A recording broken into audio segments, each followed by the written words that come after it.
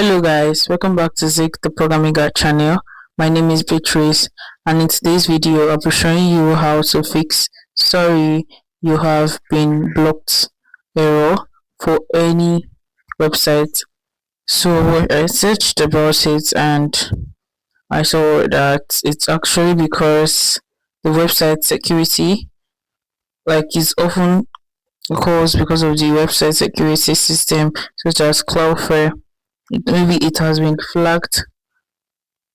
flagged your IP address due to suspicious activities which can be caused by a VPN and browser extensions or shared network. So maybe you're actually using your Wi-Fi is on, that's why it's having such an issue. So all you need to do is you have to go to your settings. So let's go right into our settings to fix that problem up. So you go to your settings and make sure you disconnect from your Wi-Fi to use your cell data. That's your main data to actually operate.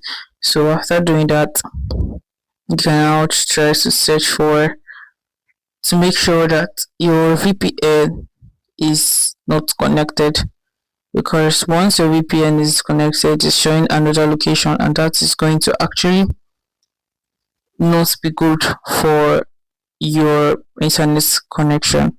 Right, so let's go and check if our VPN is on.